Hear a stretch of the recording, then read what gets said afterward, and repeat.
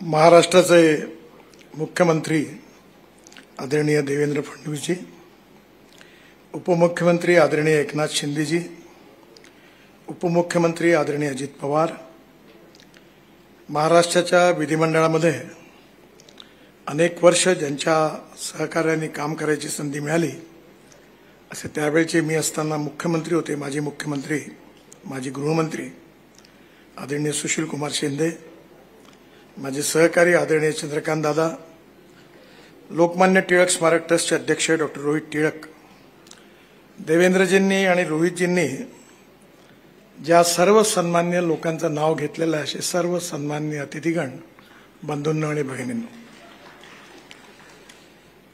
मला आज अतिशय आनंदी आहे आणि थोडा संकोच पण आहे। आनंद याकरता आहे की लोकमान्य टिळक हे आमच्या सगळ्यांचं प्रेरणास्त्रोत आहे। आपल्या स्वातंत्र्याच्या लढ्यामध्ये भारतीय असंतोषाचे जनक म्हणून ज्यांचा उल्लेख होतो ते लोकमान्य टिळक आमच्या सगळ्यांकरता एक रोल मॉडेल आहे। लोकमान्य टिळकांचं व्यक्तित्व, कर्तृत्व, नेतृत्व हे खऱ्या अर्थाने व्यासंगी होतं। अगदी भगवद्गीतेवर त्यांनी लिहिलेलं गीता रहस्य असेल, ज्ञान, धर्म, समाजकारण, शिक्षण, पत्रकारिता या सगळ्या क्षेत्रात त्यांचं काम आजही आपण सगळेजण आठवतो आणि त्यामुळे त्यांच्या नावाने असणारा पुरस्कार मला मिळाला ही माझ्याकरता आनंदाची आणि अभिमानाची गोष्ट आहे। असं म्हटलं जातं की काही पुरस्कार मिळाल्यानंतर त्या व्यक्तीमुळे त्या पुरस्काराचं महत्त्व वाढतं आणि काही पुरस्कार असे होतात की ज्या व्यक्तीला मिळतात त्या व्यक्तीचं महत्त्व वाढतं।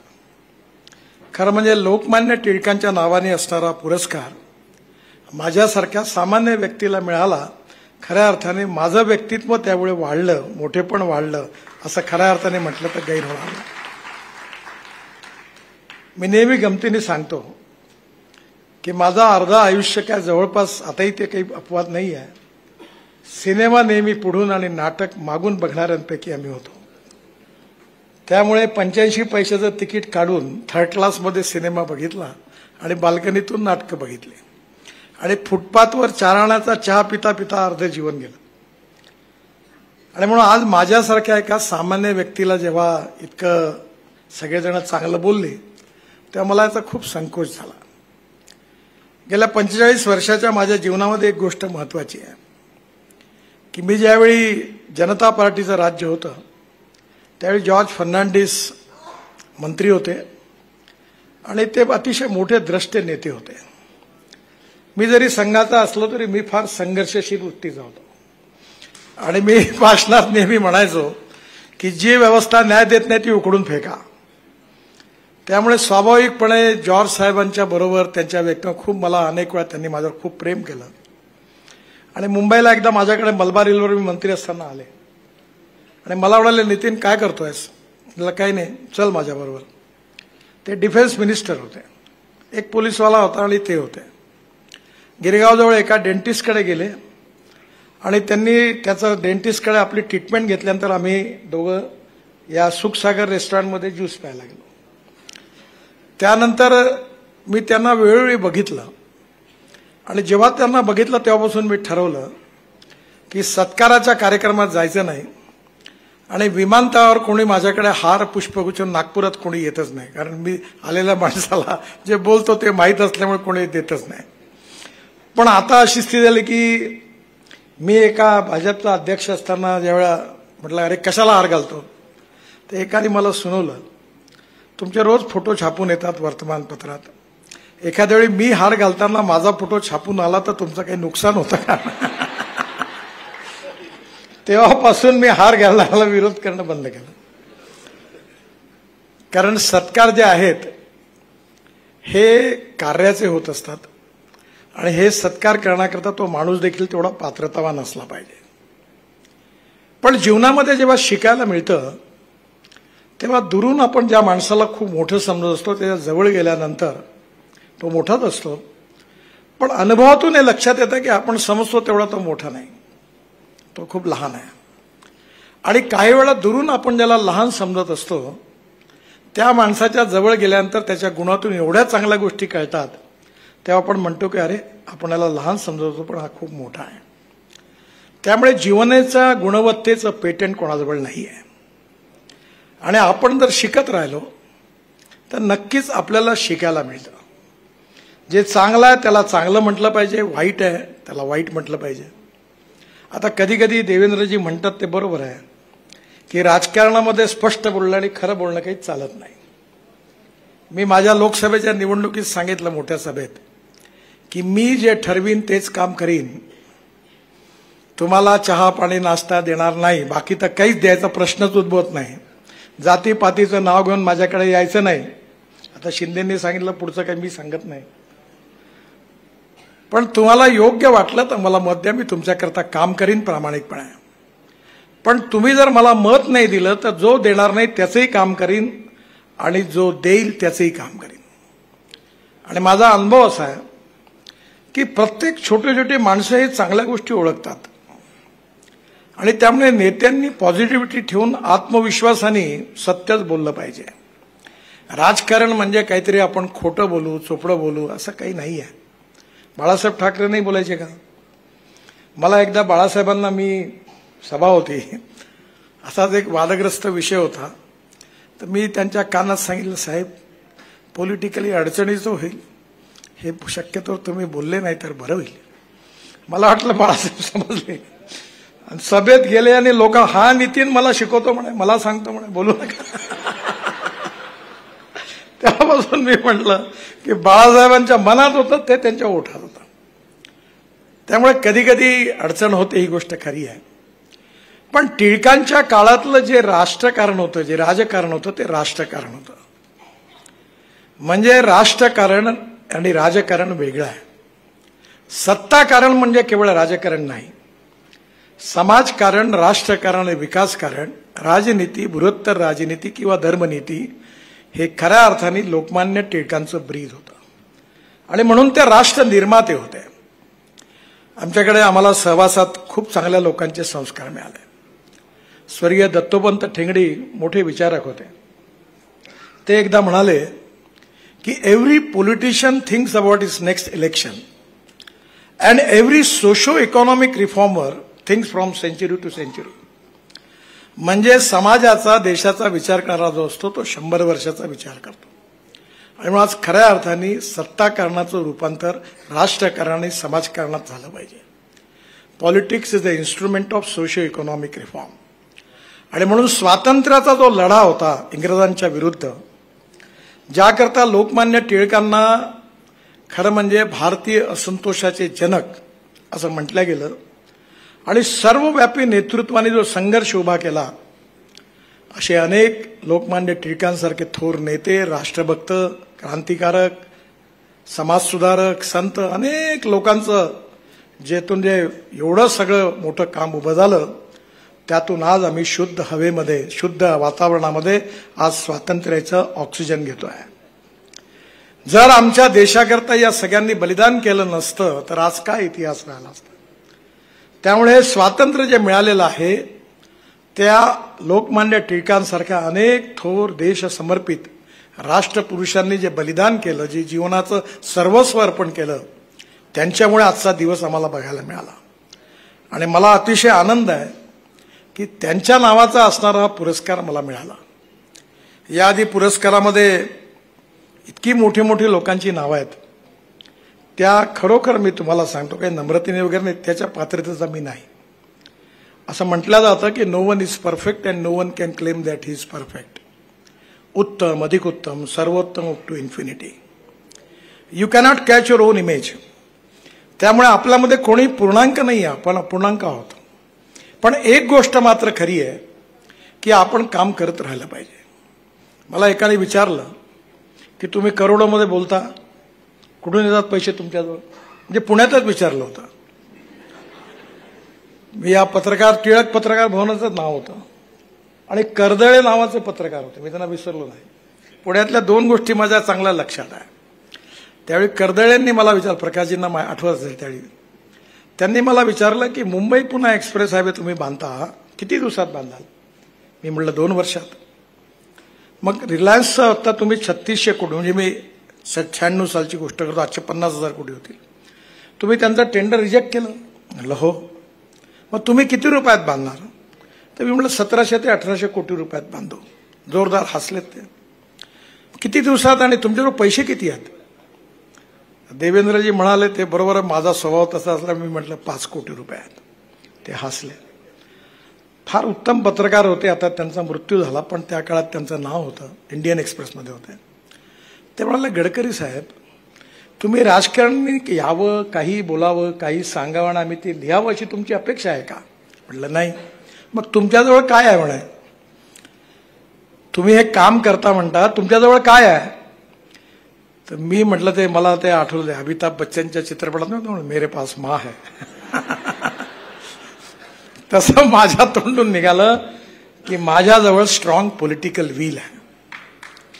आणि if there is a will there is a way, and if there is no will there is only survey, discussion, seminar, committee, sub committee and research group. मी नेहमी म्हणतो की मला निर्णय घेणारे अधिकारी आवडतात. मी माझ्या मुलाला गाडीत सांगत होतो की अरे निर्णय घे, तो अतिशय चांगला आहे, हुशार आहे, पण तो खूप विचारी आहे. मी त्याला म्हणलं मी अविचारी आहे, कारण अविचारीच माणसं धाडसी निर्णय घेऊ शकतात. कधी पाय तुटले तर तुटू दे, पण साला उडी मार, जे होईल ते पाहू पुढचं. आणि म्हणून आज मुंबई पुणे हायवे पूर्ण झाला, 2 वर्षातच झाला आणि 1600 कोटीत पूर्ण झाला. त्यामुळे आपले जर स्ट्रॉंग पॉलिटिकल विल असेल तर ते होईल. मी आज पुण्यात यायच्या आधी मी मागे घोषणा केली, पुण्या शहरात 50,000 कोटीची कामं करायची. तर मला चिंता होती की कोणी ना कोणी मला विचारेल. मी आज देवेंद्रजींना आणि अजितदादांना सांगितलं की कार्यक्रम ठरवा, पहिली 15,000 कोटीच्या 2 कामाचं भूमिपूजन आता 15-20 दिवसात केव्हाही करता येईल, आपण ते सुरू करू. आणि डिसेंबरच्या आत मी 50,000 कोटी रुपयाची कामं मंजूर करून आपण कामाला सुरुवात करू. आणि ही तर डिसेंबरच्या आत सुरू होतीलच, पण अजून 10-15,000 कोटीचे कामावर अभ्यास सुरू आहे. मी आता नवीन मुंबई पुणे हायवे बांधतोय. आता प्रचार कमी पडतो, त्या हायवेचं कामही सुरू झालं, पण त्याचं भूमिपूजन नाही झालं, कारण मला भूमिपूजन करायला एवढा वेळच नाही, इतके काम आहे. आता कुठे कुठे भूमिपूजन होणार. देवेंद्रजींनी अटल ब्रिज जो बांधला, शिंदे साहेबांनी, देवेंद्रजींनी खूप सुंदर बांधला. माझ्या काळात त्याची योजना झाली, पण मी नाही बांधू शकलो. तो क्रॉस केल्यानंतर महेश बालदी बसल्यात, त्यांच्या मतदारसंघातून मी मुंबई ते बंगलोर हायवे बांधतोय आणि तो डायरेक्ट पुण्याच्या रिंग रोडला येणार आहे 1.5 तासात मुंबईवरून पुण्यात आणि 5 तासात बंगलोर. तर त्याच्याही आता पुण्या ते मुंबईच्या कामाच्या पॅकेज आता टेंडर एक झालं पूर्ण, त्याचंही भूमिपूजन आपण घेऊ. आणि येणाऱ्या काळामध्ये मी नेहमी म्हणतो की पैशाची कमी नाही आहे. माझ्याकडे एवढे पैसे पडले आहेत, माझी अडचण आहे कामच नाही करत, खर्चच नाही करत. म्हणजे इतके पैसे आहेत की काही तुम्ही काळजीच करू नका. खर्च पैसे होत नाही ही समस्या आहे. या देशात पैशाची कमी नाही, टेक्नॉलॉजीची कमी नाही, पण देशाकरता इमानदारीने काम करणाऱ्यांची कमी आहे. आणि त्यांनी जर ठरवलं की आपल्याला काम करायचं आहे तर काही अडचण नाही.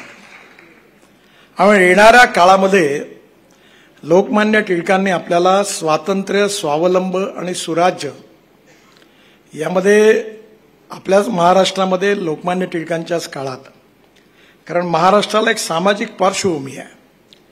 बाबासाहेब आंबेडकर, महात्मा ज्योतिबा फुले, राजर्षी शाहू महाराजांपासून आपण देशाला सामाजिक विचार दिलेला आहे, समतेचा विचार दिलेला आहे. आणि त्यामुळे स्वराज्यही पाहिजे आणि समाज सुधारणही पाहिजे.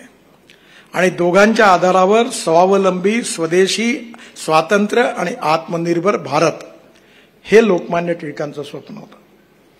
मला खूप आनंद आहे, कारण पुण्यामध्ये ऑटोमोबाईल इंडस्ट्री आहे. मी जेव्हा सगळ्यांना बोलवतो त्यांना म्हणतो, कारण मी जेव्हा मंत्री झालो तेव्हा इंडस्ट्रीचा साईज 12 लाख कोटी रुपये होता. ही या इंडस्ट्रीने 4 कोटी लोकांना रोजगार दिलेला आहे. महाराष्ट्र आणि भारत सरकारला सगळ्यात जास्त जीएसटी रेव्हेन्यूच्या रूपाने देणारी इंडस्ट्री आहे आणि ही इंडस्ट्री जगात पहिली व्हावी अशी माझी इच्छा आहे. कठीण आहे पण असंभव नाही आहे. आणि आज मला सांगताना आनंद होतोय की मी जेव्हा 5 वर्षाहून मागे लागलो सगळ्यांच्या, जपानचा नंबर 4था होता जगात. आता आपण जपानला मागे टाकलं आणि आपण 3ऱ्या नंबरवर आहोत. अमेरिका पहिल्या नंबरवर आहे. अमेरिकेच्या इंडस्ट्रीचा साईज 78 लाख करोड आहे. चायना दुसऱ्या नंबरवर आहे, 49 लाख करोड आहे. आणि भारत 3ऱ्या नंबरवर आहे, आपला साईज 22 लाख करोड आहे. पण ज्या रीतीने अल्टरनेटिव्ह फ्युएल आणि बायो फ्युएलमध्ये आपण काम करतो आहे, लिथियम आयन बॅटरीपासून अनेक याच्यावर जे स्टार्टअप रिसर्च सुरू आहे, फ्लेक्स इंजिनवरचं इथेनॉल येत आहे, हायड्रोजनचे ट्रक आता टाटाला मी लॉन्च केले 3 ट्रक. आयसी इंजिन जे आहे त्याच्यात हायड्रोजन वापरता येईल, हायड्रोजन फ्युएल सेल्स आहेत. आणि त्यामुळे मी पूर्ण विश्वासाने सांगतो, 5 वर्ष म्हटलंय मी, कारण आपण नेहमी उद्दिष्ट थोडं कठीण ठेवतो, पण मला विश्वास आहे की येणाऱ्या काळामध्ये जे आत्मनिर्भर भारताचं प्रधानमंत्री नरेंद्र मोदींचं स्वप्न आहे, हे जगातली 3rd लार्जेस्ट अर्थव्यवस्था आम्हाला व्हायचं आहे, त्यामध्ये ऑटोमोबाईल इंडस्ट्री येणाऱ्या काळामध्ये या जगात पहिल्या नंबरवर पोहोचल्याशिवाय राहणार नाही. आज आपल्या 2 व्हीलरमध्ये हिरोदिया साहेब बसले आहेत, ते बजाजचे मोठे हे आहेत. बजाज, टीव्हीएस, हिरो आणि होंडा यांचं 50% प्रोडक्शन एक्सपोर्ट आहे.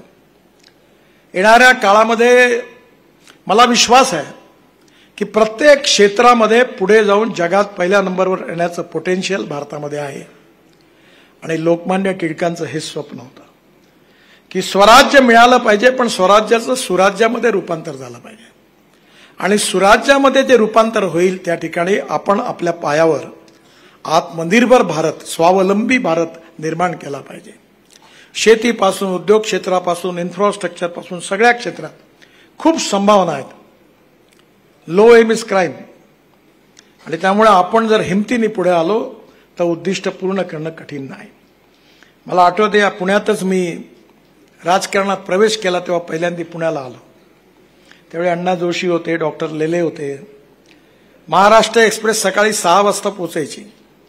मी आणि लक्ष्मणराव मानकर त्यावेळी आमचे मेंबर ऑफ पार्लमेंट, त्यांनी मला, मी पार्टीत भाजपमध्ये आलो आणि प्रकाशजी वगैरे होते त्यावेळी, स्टेशनवर उतरलो.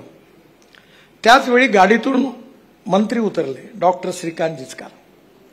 आणि मी आपल्या हातात बॅग घेऊन खांद्यावर ते पुस्तकाचं घेऊन चालत होतो. तेवढ्यात त्यांनी बघितलं. ते माझे अतिशय चांगले मित्र होते. त्यांच्याबरोबर सरकारी ताफा होता. त्यांनी लगेच सांगितलं त्याला, त्यांच्या लोकांना, अरे यांचं सामान पकड, माझे मित्र आहेत. म्हणलं नाही राहू दे, मी घेतो. ते मला हळूच म्हणाले, नितीन तू खूप चांगला कार्यकर्ता आहे, चांगला नेता आहे, तुझ्यात खूप क्वालिटीज आहेत, पण good person in A bad party आहे. तू काही कर, काँग्रेसमध्ये ये, तुझं भविष्य उज्ज्वल होईल. मी म्हटलं श्रीकांत, मी विहिरीत जीव देईन पण मी काँग्रेसमध्ये नाही येणार, असं त्यावेळी बोललो. म्हणे का? म्हटलं मी काही झालं तरी माझी विचारधारा, माझं कन्व्हिक्शन मी नाही सोडणार, जे व्हायचं ते हो. आणि त्यांनी नागपूरला गेल्यावर मला एक पुस्तक पाठवलं आणि ते इंग्लिशमध्ये पुस्तक होतं, रिचर्ड निक्सनची आत्मचरित्र होतं. आणि ते मला नितीन तू हे पुस्तक वाच. आणि त्या पुस्तकात रिचर्ड निक्सन अमेरिकेचे प्रेसिडेंट होते, तुम्हाला माहिती आहे इतिहास, की वॉटरगेटमुळे त्यांना बहिष्कृत केलं, त्यांना वॉशिंग्टन DC मध्ये जागा मिळाली नाही, बंगला मिळाला लोकांनी राहू दिलं नाही. त्या काळात त्यांनी पुस्तक लिहिलं. आणि त्या पुस्तकामधलं एक सुंदर वाक्य होतं. आणि ते वाक्य होतं की the man is not finished Wien is defeated, but he is finished when he quits. युद्धात हारल्यानंतर कोणी समाप्त होत नाही, पण युद्धभूमी सोडून तो जेव्हा पळून जातो तेव्हा तो समाप्त होतो. लढलं पाहिजे. आणि लढणं हा महाराष्ट्राचा स्वभाव आहे. लढणं हा देशभक्त आणि क्रांतिकारकांचा संस्कार आहे. आणि लढत असताना सामाजिक आर्थिक परिवर्तन करणं, सोशो इकॉनॉमिक ट्रान्सफॉर्मेशन करणं हा महाराष्ट्राचा विचार आहे. संत तुकारामांपासून, ज्ञानेश्वरांपासून ही जी संतांची पार्श्वभूमी आहे, यांनी दिलेला विचार सावरकरांपासून लोकमान्य टिळकांपर्यंत अनेक देशभक्त क्रांतिकारकांनी या देशाच्या वासुदेव बळवंत फडकेपासून केलेलं बलिदान हा आपला इतिहास आहे. महात्मा ज्योतिबा फुले, बाबासाहेब आंबेडकर, राजर्षी शाहू महाराज यांनी समता, केवळ सामाजिक समता नाही तर आर्थिक समता देखील प्रस्थापित केली पाहिजे, दिलेला विचार देशाला महाराष्ट्राने दिलेला आहे. आणि म्हणून या महाराष्ट्राची खऱ्या अर्थाने जी प्रतिभा आहे ती या थोर नेत्यांमुळे आज देशामध्ये प्रसिद्ध आहे. आणि मला खूप आनंद आहे की जे लोकमान्य टिळक आमचं दैवत आहे, आमचं प्रेरणास्त्रोत आहे, ज्यांनी या देशाकरता काम करण्याची प्रेरणा दिलेली आहे, त्यांच्या नावाने असलेला हा पुरस्कार हा मला मिळाला. यामुळे माझी जबाबदारी वाढली आहे. मी खरोखर या पुरस्काराकरता पात्रतेचा नाही आहे, पण खूप मोठी जबाबदारी या ट्रस्टींनी माझ्यावर टाकलेली आहे. आणि म्हणून माझ्या उरलेल्या आयुष्यामध्ये मला समाजाकरता, देशाकरता जे जे काही करता येईल ते करण्याचा मी प्रयत्न करेन. आणि हे नक्की तुम्हाला विश्वासाने सांगतो. मला आनंद आहे की आता जसं यांनी म्हटलं की महाराष्ट्रात मी सगळ्यात जास्त केलं, प्रत्येक राज्याचा मुख्यमंत्री त्या राज्यात गेल्यावर मला हेच म्हणतो. कारण मी जात, पंथ, धर्म, भाषा आणि पार्टी भेद नाही केला. परवा 2 दिवस मला बुधवार आणि गुरुवार माझ्याकडे मेंबर ऑफ पार्लमेंट सगळे येतात, अधिकारी बसले असतात ते येतात, आपली समस्या सांगतात. एकावेळी 8-8, 10-10 मीटिंग सुरू असतात. आणि जेव्हा ते माझ्याकडे येतात मी म्हणतो का रे काम काय? साहेब ते योजनेत नाही आहे. म्हणलं योजना कोण सांगणार? तुम्ही. म्हणलं मी कोण आहे? मंत्री. मग मी सांगतो टाक योजनेत, कर मंजूर. झालं मंजूर. म्हणजे जर योग्य असेल तर ते कोणाचे काम झालंच पाहिजे, आणि अयोग्य असेल तर त्याच्या तोंडावर मी सांगतो हे काम होत नाही, हे होणे नाही, पुन्हा त्रास नका घेऊ या कामाकरता येण्याकरता.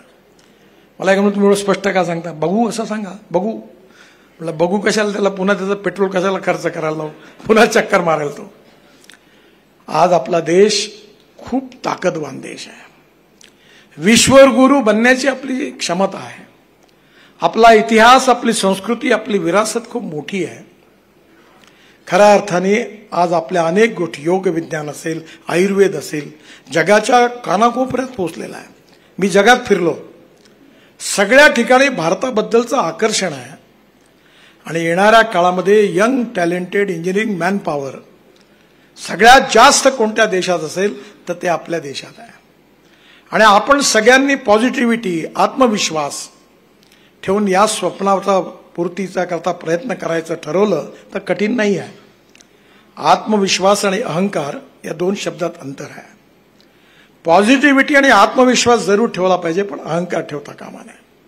आणि त्यामुळे येणाऱ्या काळामध्ये लोकमान्य टिळकांचं जे स्वप्न होतं ते स्वराज्य त्यांनी आपल्याला मिळवून दिलं, पण स्वराज्याचं रूपांतर सुराज्यामध्ये करण्याचं, सामाजिक आर्थिक परिवर्तनामध्ये पूर्णपणे जे अपेक्षित असणारं परिवर्तन ते करून दाखवणं आणि विश्वगुरू बनून या जगाला, या जगामध्ये भारताला नंबर 1ची महाशक्ती बनवणं हे टिळकांचं स्वप्न होतं. त्याकरता त्यांनी आपलं आयुष्य खर्ची घातलं. आणि म्हणून मला विश्वास आहे की आपल्या सगळ्यांच्या आशीर्वादाने आम्ही सगळेजण मिळून टिळकांचं जे स्वप्न होतं ते पूर्ण करण्याचा प्रयत्न करण्याचा संकल्प केला पाहिजे. आज मला हा पुरस्कार मिळाला. मी पण हा संकल्प करतोय, जे जे मला करता येईल ते करण्याचा मी प्रयत्न करेन. मला माहिती आहे, मला नेहमी वाटतं की जे जगात नाही ते भारतात झालं पाहिजे. मी आता एक 12,000 कोटी रुपयाची नर्मदे आपल्या ब्रह्मपुत्रेच्या खाली एक टनेल बांधतोय, इमेन्स टनेल. तर मला सांगितलं आपल्या देशात एकदा बांधल्याच नाही गेली.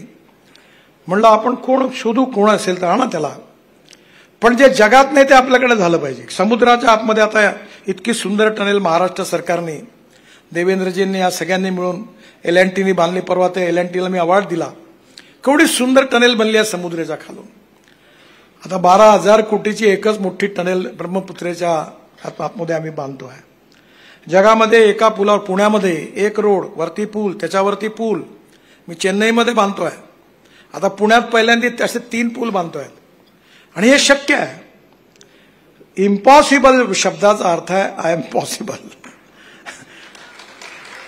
नाही तर अनेक वेळा विद्वत्ता याकरता खर्च केला जाते की काम कसं होत नाही, हे कसं कठीण आहे, कायद्यात कसं बसत नाही. अरे कायदा कोणाचा आहे? जनता ही सार्वभौम मालक आहे. जिथे जनता, मी एकदा ई रिक्षा, मला आठवतं सुप्रीम कोर्टापर्यंत भांडलो की 1 कोटी लोक माणूस माणसाला खिचण्याचं काम करत होता आणि एक प्रकारचं मानवीय शोषण होतं. आणि ज्यावेळी याच्यावर काही लोकांनी सुप्रीम कोर्टात केस केली आणि थांबवून दिलं काम, मी काय केलं होतं, मी म्हणलं या कंपनीचा टायर वापरा, त्या कंपनीचं ॲक्सेल वापरा, त्या कंपनीचे स्पोक वापरा, त्याचं हे वापरा आणि बनवा ई रिक्षा. तर कंपन्या म्हणे आमचे पेटेंट आहे, तुम्हाला नाही करता येणार. म्हटलं बरोबर आहे तुमचं, पण महात्मा गांधींनी एक सांगितलं होतं की एखादा निर्णय गरीब माणसाच्या हिताकरता करायचा असेल तर एकदाने 10 कायदा तोडा. मी महात्मा गांधींचं अनुकरण करतोय आणि म्हणून मी कायदा तोडला. मग माझ्या अटर्नी जनरल आले, तारखावर तारखा पडत होत्या. मी त्यांना म्हटलं का तुम्ही बरोबर बोलत नाही का, मी येऊ का म्हणलं सुप्रीम कोर्टात, तुम्ही बरोबर आर्ग्यू करा, गरीब माणसाच्या हिता करताय. ती केस आम्ही जिंकलो आणि आज 1 कोटी लोक जे माणूस माणसाला खिचण्याचं काम करत होता, जो सायकल रिक्षा चालवत होता, ती मानवीय प्रथा जवळपास संपूर्णपणे समाप्त झाली. आता 1 क्विंटलचा पोता पाठीवर घेऊन फिरणारा संपला, कारण ई कार्ट आलं. आणि म्हणून येणाऱ्या काळामध्ये मी नेहमी म्हणतो की कधी कधी लोकांचा विश्वासच बसत नाही, कारण आउट ऑफ बॉक्स जेव्हा आयडिया आपण इम्प्लिमेंट करायला घेतो तेव्हा लोक विश्वास ठेवत नाही. मी जेव्हा इलेक्ट्रिक व्हेकल सुरू करायचा निर्णय घेतला तेव्हा मला आठवतं ताज पॅलेसमध्ये मला एका पत्रकाराने प्रश्न विचारला की इलेक्ट्रिक गाडी रस्त्यात जर बंद पडली तर धक्का मारायला तुम्ही येणार का. म्हणलं हो, मी पण येईल, तुम्हाला घेऊन जाईन बरोबर. आज कुठे, आज 350-400 किलोमीटर इलेक्ट्रिक गाडी धावते, इलेक्ट्रिक बसेस आल्या. आणि आता देवेंद्रजी आणि आम्ही मिळून नागपुरात फ्लॅश चार्जिंगची टाटाला ऑर्डर दिला. पहिली बस म्हणजे जी इतकी सुंदर बस आहे की जी आता पुण्यातही आम्ही आणणार आहे. मला विचारत होते की पुणे कोल्हापूर एकदा आमचा प्रोजेक्ट होऊ द्या पूर्ण. आता असं आहे की नागपुरात काही झालं तर सगळेजण म्हणतात मग आमच्यावर इकडे लेख वगैरे लिहून आले मागे का देवेंद्रजी आणि नितीन गडकरी यांच्या काळात आता पुण्याकडे दुर्लक्ष आहे. मी पुण्याच्या आजूबाजूला 2 लाख कोटी रुपयाची कामं करतोय. पश्चिम महाराष्ट्रामधल्या सिंचन प्रकल्पाकरता टेंभूपासून सगळ्यांना त्या काळात देवेंद्रजींच्या बरोबर बळीराजा योजना तयार करून मी 12,000 कोटी रुपये दिले. माझ्या मनात कुठेही पुणे मुंबई हा भाव नाही. पुण्याच्या एअरपोर्ट करता एअर व्हाईस मार्शलला मी काय बोललोय तुम्हाला सांगू शकत नाही. त्याच्याकडनं घेऊन घेतलं आणि तुम्हाला जागा दिली एअरपोर्ट व्हायला पाहिजे म्हणून. आणि पुण्याची मेट्रो सुरू होत नव्हती तर मी हे गमतीने म्हटलं होतं, माफ करा, पुणे हे नॉलेजची कॅपिटल असल्यामुळे इथले सगळेच नेते विद्वान असल्यामुळे एकमत होत नाही. आता मीटिंग संपली, मी म्हणतो ते झालं पाहिजे, चर्चा बंद आणि मेट्रोचं काम सुरू झालं. खरं म्हणजे पुण्याचाही विकास झाला पाहिजे आणि तो होईल. विकासाच्या बाबतीत कुठलंही डिस्क्रिमिनेशन करता कामा नये. त्यामुळे येणाऱ्या काळात लोकमान्य टिळकांच्या स्वप्नातला भारत हा खऱ्या अर्थाने हे स्वप्न पूर्ण करण्याकरता हा पुरस्कार आपण मला दिलाय. हा विचार घेऊन माझ्या आयुष्यात मला त्यांचं स्वप्न पूर्ण करण्याकरता जेवढं काही करता येईल तेवढं निश्चितपणे करीन असा विश्वास आपल्या सगळ्यांना देतो. वेळ बराच झाला आहे, माझं भाषण समाप्त करतो. धन्यवाद. जय हिंद, जय महाराष्ट्र. मनापासून धन्यवाद माननीय श्री नितीन गडकरी यांचे.